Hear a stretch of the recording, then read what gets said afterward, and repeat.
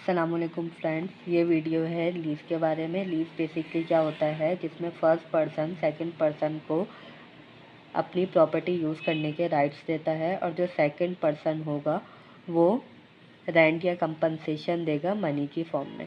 अब जो first person है उसी के पास ऑनरशिप होती है, जिसे हम लेसर कहते हैं, और जो सेकंड पर्सन है उसे लेसी कहते हैं, जो इस प्रॉपर्टी को यूज़ कर रहा होता है। अब यहाँ लीज़ की टाइप्स हैं। फर्स्ट टाइप है operating lease. Operating lease short term lease होता है, जहाँ पे लेसी टाइम पीरियड ख़त्म होने के बाद एंड में एसेट को रिटर्न कर देता है। फॉर एग्जांपल, अगर 2 ईयर्स के लिए लीज किया हुआ है तो क्या होगा कि एंड में ये क्या करेगा, 2 ईयर्स ख़त्म होने के बाद इसको वापस कर देगा। फिर उसके बाद है जो मेंटेनेंस होगी वो लेसर करता है शॉर्ट टर्म में, treated like rent expense. Second type है फाइनेंशियल लीज। फाइनेंशियल लीज को कैपिटल लीज भी कहा जाता है। ये लॉन्ग टर्म के लिए होती है, नॉन कैंसिलेबल है। अब इसकी जो मेंटेनेंस कॉस्ट है वो लेसी खुद करता है, मतलब जो इस प्रॉपर्टी को यूज़ कर रहा है। फुली अमोर्टाइज है, मतलब कि अगर ये प्रॉपर्टी का टाइम ड्यूरेशन है 10 ईयर्स, मतलब इसकी लाइफ 10 ईयर्स की है, तो वो 10 ईयर्स इसको यूज़ कर सकता है। लेकिन ऑपरेटिंग लीज में फुली अमोर्टाइज नहीं होता। यहाँ पे ऑनरशिप ट्रांसफ़र हो सकती है, लेकिन ऑपरेटिंग लीज में ट्रांसफ़र नहीं हो सकती। थर्ड टाइप है combination lease. Combination lease operating और फाइनेंशियल लीज का कॉम्बिनेशन होता है, जहाँ पे इन दोनों की फीचर्स मिक्स होते हैं। यहाँ पे जो मेंटेनेंस कॉस्ट है वो बेयर करता है ऑनर या लेसर। ये नॉन कैंसिलेशन है और फुली अमोर्टाइज है। सिंथेटिक लीज में क्या होता है, सिंथेटिक लीज में कंपनी क्या करती है, लीज को शो नहीं करती बैलेंस शीट में। क्यों शो नहीं करती, वो इसीलिए शो नहीं करती क्योंकि वो सेपरेटली इसको रिकॉर्ड कर रही होती है, जिसको हम कहते हैं स्पेशल पर्पस एंटिटी। ये सब्सिडायरी बनाई हुई होती है इन्होंने। अब इसको ना करने का पर्पस ये है कि अगर हम इनकम स्टेटमेंट बनाते हैं या प्रॉफिट एंड लॉस अकाउंट बनाते हैं तो वहाँ पे हम टैक्स से बच सकते हैं। वहाँ पे आपको टैक्स डबल पे नहीं करना पड़ेगा। This is the first question of lease, जिसमें हम देखेंगे कि हमें इक्विपमेंट लीज करना चाहिए या बाय करना चाहिए। Following is the date of Anderson. अब एंडरसन ने प्लान किया है कि वो automated assembly line equipment purchase करेगा, जिसकी लाइफ होगी 10 ईयर, कॉस्ट है 10 मिलियन, डिलीवरी और इंस्टॉलेशन के साथ। Anderson plans to use the equipment for only 5 year. फिर उसने बाद में ये डिसाइड किया कि इस इक्विपमेंट को सिर्फ 5 ईयर यूज़ करेगा, फिर बाद में प्रोडक्ट लाइन को डिसकंटिन्यू कर देगा। Anderson can borrow the required of 10 million at pre-tax cost of 10%।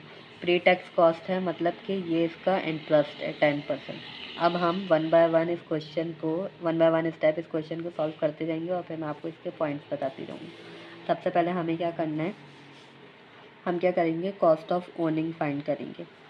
Cost of owning मतलब कि हम अगर इसको बाय करते हैं तो हमारी कितनी कॉस्ट लगेगी। देखो, जब भी हम किसी इक्विपमेंट को या किसी भी चीज़ को बाय करते हैं तो एसेट को परचेज़ करने के लिए हम लोन लेते हैं और लोन पे हमें इंटरेस्ट पे करना होता है।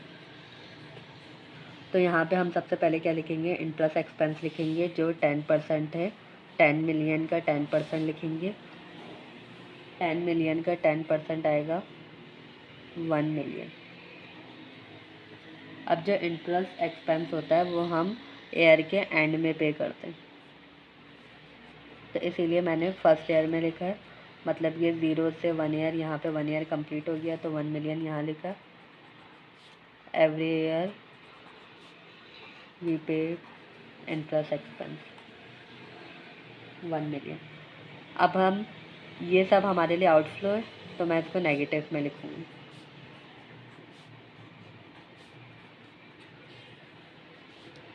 फिर उसके बाद है टैक्स सेविंग फ्रॉम इंटरेस्ट 35%। अब हम यहाँ पे टैक्स सेविंग क्यों लिख रहे हैं, जब हम इनकम स्टेटमेंट बनाते हैं तो अगर मैं पहले ही इंटरेस्ट माइनस कर दूँ तो मेरा टोटल इनकम कितना आएगा, कम आएगा।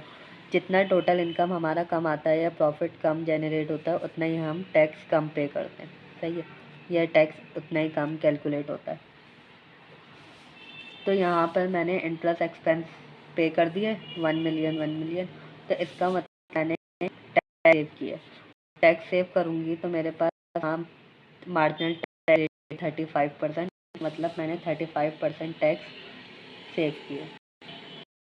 तो इस इंटरेस्ट का जो 35% होगा,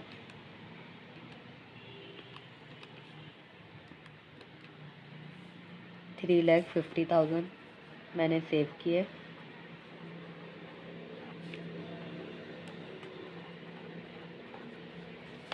सेव किया यहाँ पे, इसीलिए इसको पॉजिटिव में लिख रही हूँ।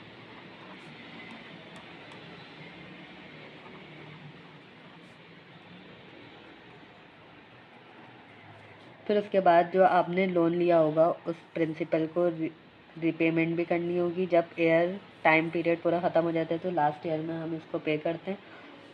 लोन हमने टोटल कितना लिया था, 10 मिलियन का,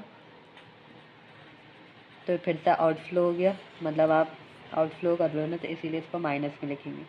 फिर उसके बाद आती है मेंटेनेंस कॉस्ट। अब आपको जब आप इक्विपमेंट रखोगे तो फिर आपको मेंटेनेंस भी देनी होगी।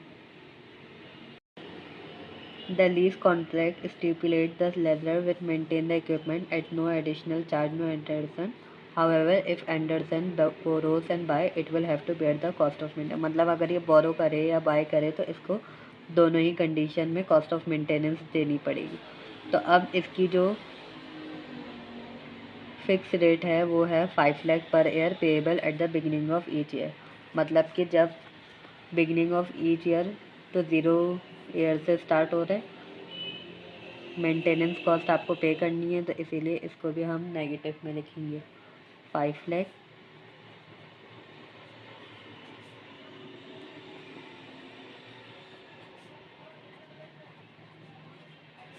फिफ्थ ईयर में नहीं लिखेंगे क्योंकि ये 4th ईयर तक इसका कंप्लीट हो गया। अब मेंटेनेंस कॉस्ट पे भी टैक्स सेविंग होती है, तो 5 लाख का हम 35% निकालेंगे।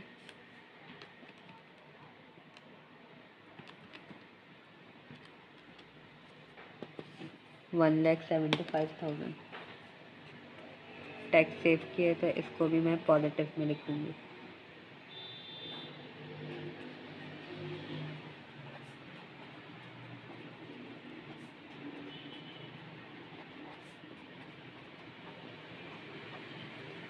नेक्स्ट है डेप्रिसिएशन टैक्स सेविंग। अब इसको फाइंड करने के लिए हम सबसे पहले डेप्रिसिएशन फाइंड करेंगे। ये रफ वर्क सेपरेटली कर लें।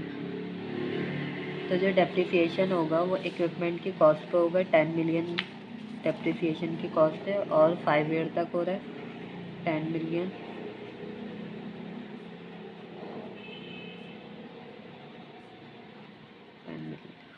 अब यहाँ डेप्रिसिएशन के रेट्स लिखे हुए 0.20, 0.32, 0.19, 0.12, 0.11। तो मैं इसको परसेंट में लिख रही हूँ। 20% है, 32%, 19%, 12%, 11%। इसका हम डेप्रिसिएशन निकालेंगे तो यहाँ आएगा इसका 2 मिलियन, 32 लाख, 19 लाख, 12 लाख, 11 लाख। अब ये जो हमने डेप्रिसिएशन कैलकुलेट किया है इस पर टैक्स भी लगेगा। टैक्स जो था हमारा 35% था, तो यहाँ पे मैं टैक्स लिख रही हूँ 35%।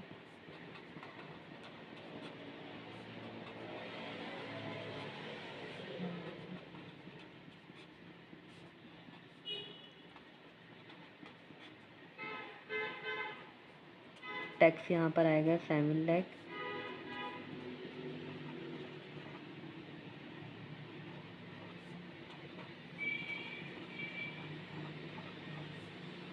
$4,20,000, 3,85,000। अब ये जो हमने टैक्स लिखा है, अब इसके बाद हम क्या करेंगे,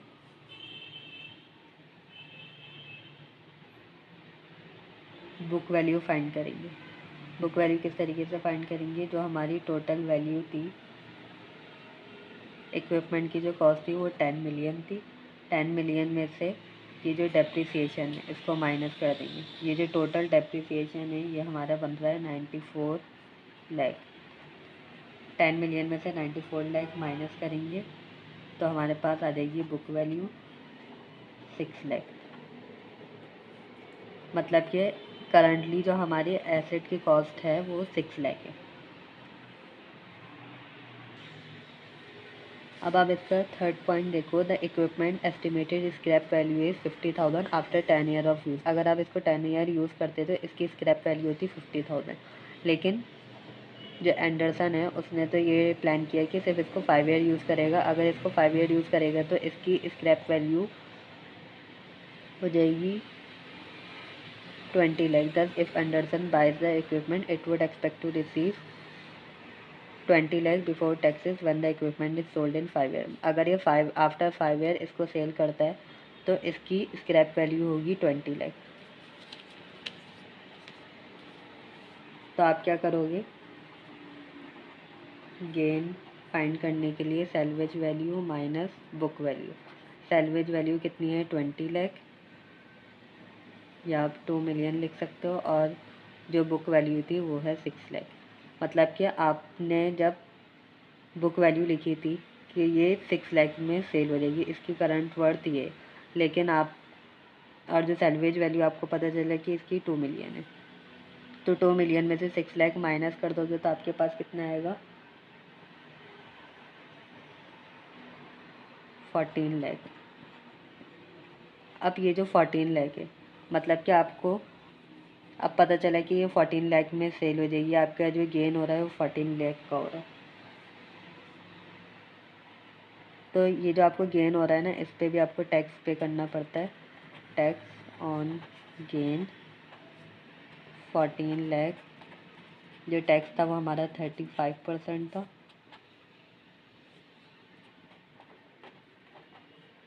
टैक्स ऑन गेन आएगा 49,000।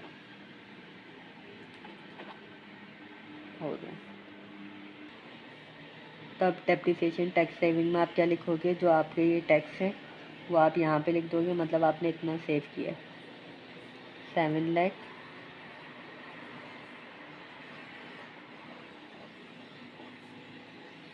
66,500, 4 लाख 20,000, 3 लाख 85,000। रेसिजुअल वैल्यू कितनी थी 2 मिलियन। तो रेसिजुअल वैल्यू जो लिखते हैं वो हमेशा हम लास्ट में लिखते हैं। टैक्स ऑन गेन कितना है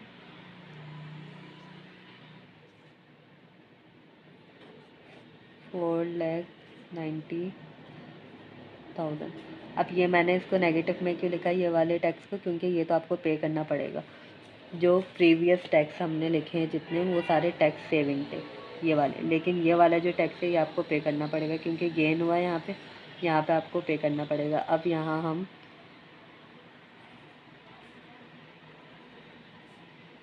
कैलकुलेशन कर देते हैं। -5 लाख प्लस 175,000 आंसर आएगा 325,000।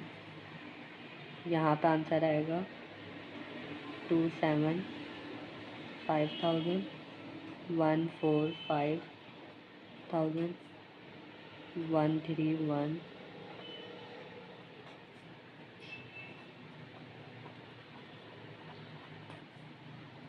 लास्ट में आएगा 8755,000।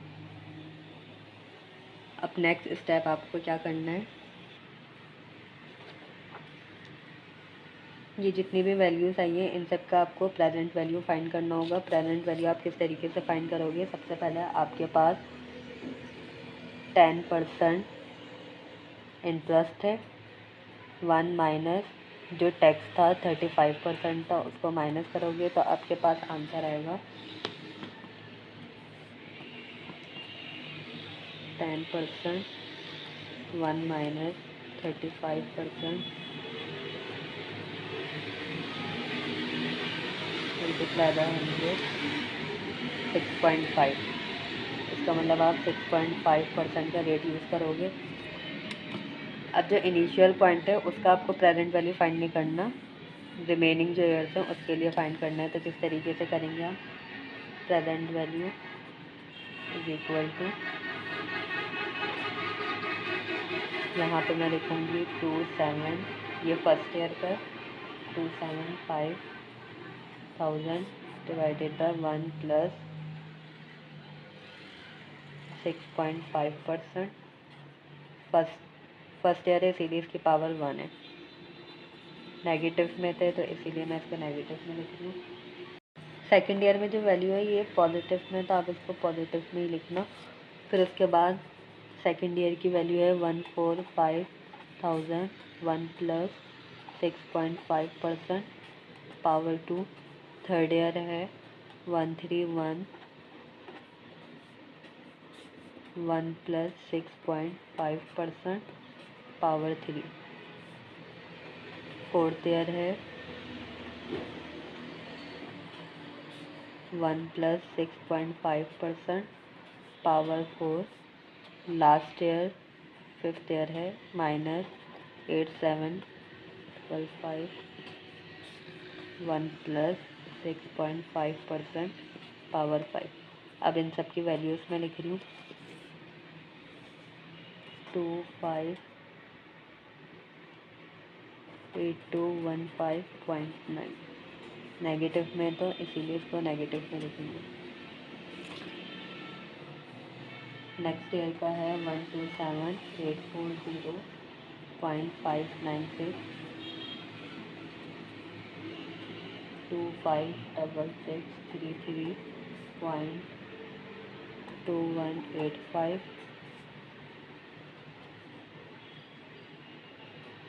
431414.3154। नेक्स्ट हम फाइंड करेंगे कॉस्ट ऑफ लीज। सबसे पहले हमने फाइंड किया था कॉस्ट ऑफ बाई कितना होगा, तो कॉस्ट ऑफ लीज के लिए हम सेम ईयर लेंगे 0, 1, 2, 3, 4 एंड 5। देखो, Anderson can lease the equipment for 5 years for an annual rental charge 26 lakh payable at the beginning of each year, but the lessor will own the equipment upon the expiration of the lease. अगर ये lease करता है, सही, मतलब अगर ये lease पे equipment लेता है 5 years के लिए, तो इसको जो एनुअल रेंटल चार्ज होगा वो 26 लाख पे करना पड़ेगा। Payable at the beginning of each year means कि आपको हर ईयर के बिगिनिंग में पे करना होगा। तो सबसे पहले हम लिखेंगे लीज पेमेंट, हर ईयर के स्टार्ट में करना है 26 lakh, 26 lakh, 26 lakh.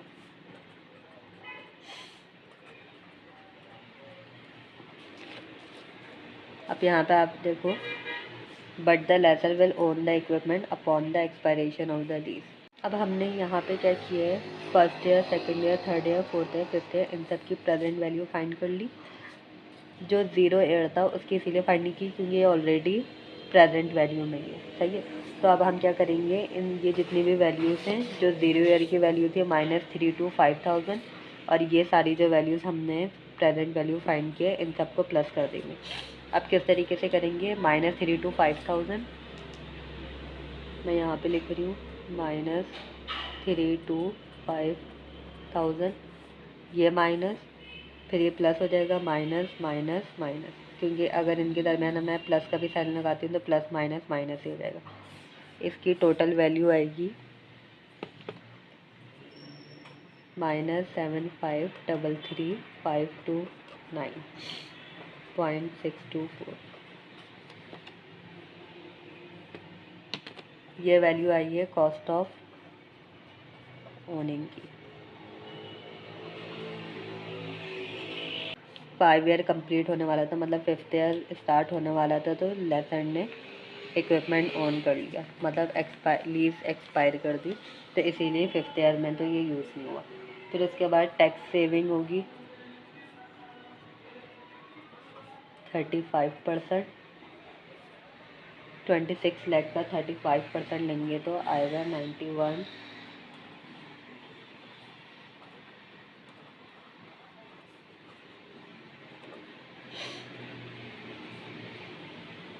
9,10,000, again 9,10,000।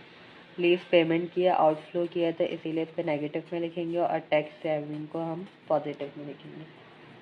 Net cash flow आएगा। अब आप इसको माइनस प्लस करोगे तो इधर आंसर आएगा -169, 169।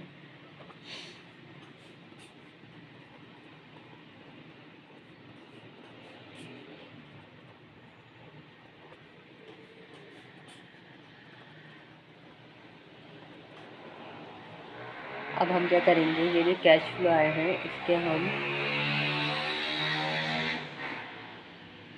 प्रेजेंट वैल्यू फाइंड करेंगे। Cash flow at the rate 6.5%। अब हम सेम जिस तरीके से हमने बाई के लिए यूज़ किया था इसी तरीके से यहाँ पे करेंगे। जो 0 ईयर है उसके लिए हम किस तरीके से करेंगे, ये तो ऑलरेडी प्रेजेंट वैल्यू में है तो इसको आपको फाइंड करने की ज़रूरत नहीं है। तो मैं 1 ईयर फर्स्ट ईयर का फाइंड करती हूँ। 1,69,000, 1 + 6.5%। सेकेंड ईयर के लिए 1,69,000, 1 + 6.5%।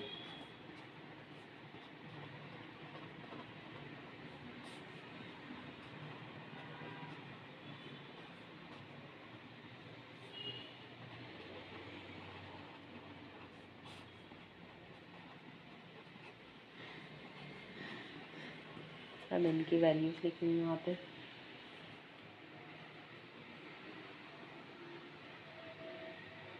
वन 1,586,854.46, 1,490,4.18। थर्ड ईयर की वैल्यू है 1,399,064.956। फोर्थ ईयर की है 1,313,670.04। अब हम क्या करेंगे, जितनी भी प्रेजेंट वैल्यूज़ है उनको ऐड कर लेंगे। जो 0 ईयर की है उसको भी आप ऐड करोगे, ये सारी नेगेटिव में। तो अब आप कैलकुलेटर में प्लस का साइन नहीं लगाओगे, माइनस से ही लगाओगे, क्योंकि प्लस माइनस तो माइनस ही हो जाएगा। तो 1,69,000 और ये सारी वैल्यूज़ का आप ऐड करोगे तो हमारे पास आंसर आएगा 74,795,99.628। अब ये जो वैल्यू है यह हमारी है कॉस्ट ऑफ लीज़ की, और एक वैल्यू जो हमने फाइंड की है कॉस्ट ऑफ ओनिंग की। अब हम इन दोनों वैल्यूज़ को माइनस करेंगे। अगर पॉजिटिव में आंसर आता है तो इसका मतलब आपको लीव करना चाहिए। क्यों? क्योंकि देखो, आप माइनस करने से पहले ही देख लो कि कॉस्ट ऑफ बाई की जो वैल्यू, जो आउटफ्लो है वो ज़्यादा है, और इधर आप आउटफ्लो देखो, जो लीज का जो आउटफ्लो है वो कम है। तो ये तो देख के आपको पता चल रहा है कि इसकी वैल्यू कम है, तो आपको लीव करना चाहिए। तो हम क्या करेंगे, इसको इससे माइनस कर देंगे तो मेरे पास आंसर आएगा 53,929.996। तो company should lease the equipment.